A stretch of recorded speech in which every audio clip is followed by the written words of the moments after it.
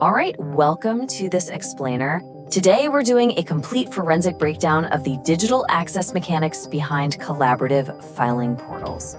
We're not here to just look at basic interface tutorials, We're diving straight into the rigid systems architecture.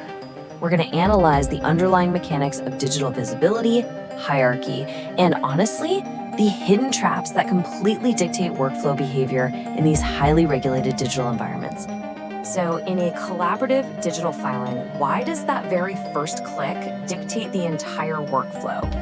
To really understand this ecosystem, we have to bypass the basic how-to steps and focus on a high-stakes, non-obvious reality.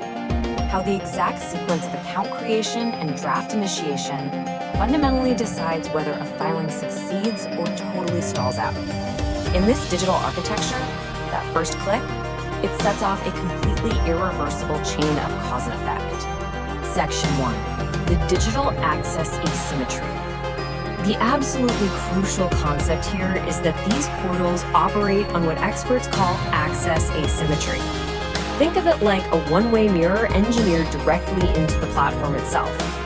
Digital visibility and editing permissions do not just flow freely back and forth between a legal professional and their corporate client. Nope.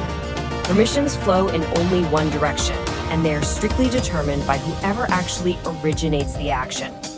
And this brings us to a really vital, actionable insight. The whole architecture is built on the implicit assumption that the petitioning company is the ultimate custodian of the data. Now, while that makes sense for data ownership, it creates immediate, massive friction for legal teams. Traditionally, lawyers control the drafting process to ensure absolute compliance, right? But because the system inherently prioritizes the client's ownership, the legal team is structurally disadvantaged from the absolute second they log in. Unless, of course, they execute precise countermeasures. Moving on to Section 2, Mechanisms of Group Initiation. It's critical to understand the junction we're at before a single piece of data is even entered. You have two divergent pathways, representative-led or client-led initiation. In a representative-led setup, the legal team establishes the structural group and invites the company admin. In a client-led setup, the company admin does it and invites the legal team. The platform presents both of these as perfectly viable options, but treating them equally, that is a massive operational vulnerability. Which brings us to Section 3, the one-way visibility rule. Listen to the absolute finality of this rule. Legal representatives cannot access, view, or edit draft forms started by the company. Let that sink in for a second. If the client initiates the draft, the legal representative is permanently locked out. You can't edit it, you can't review it, you literally can't even see it on your dashboard. The system essentially treats the client's draft as a totally private, opaque silo. So the major takeaway here is that legal representatives can only interact with the digital drafts that they themselves originate. This means a seemingly harmless, proactive step by a well-meaning client, like maybe an HR admin just trying to save some time by filling out basic info, will trap the workflow. It renders the legal team totally blind, forces a complete restart, wastes valuable billable hours, and seriously jeopardizes those strict filing deadlines. Let's look at Section 4, Cause and Effect Dynamics. We can clearly map out the immutable laws of the portal right here. Just look at the dynamic. If the client or company initiates the draft, legal visibility drops to 0. The result, a complete legal lockout.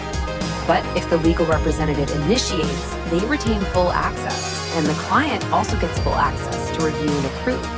So true bidirectional collaboration only actually exists if the legal team takes the very first step. The platform's whole definition of collaboration is highly, highly conditional. All right, Section 5, Strategic Sequencing Protocols. Given these rigid constraints, the most actionable insight is that the most important work actually happens before anyone even logs in. Mandatory pre-login coordination is non-negotiable. You have to establish which party will create the space. You need to set strict boundaries preventing client-initiated drafting. You gotta explicitly assign legal support staff permissions and maintain all of this communication totally outside the portal before that first click ever happens. Otherwise, the system's own security architecture will just block your task delegation entirely. To actually survive this excess asymmetry, legal reps have to follow these exact execution protocols. 1. Conduct an alignment meeting with the client administrator. 2. Formally accept or send the workspace invitation. 3. Grant specific drafting permissions to your authorized legal support staff. And 4. This is the golden rule right here. Exclusively initiate all required drafts yourself to maintain oversight. Strict adherence to these steps is literally the only way you ensure you maintain custody of the process and neutralize those hidden traps. So as we wrap up this explainer, I really want to leave you with a vital question to think about. Does your current digital workflow actually account for these immutable laws of access asymmetry? Or are you operating on the dangerous assumption that these systems are built for your convenience? Take a hard look at your team's protocols today. Make sure you are controlling the architecture before the architecture controls you.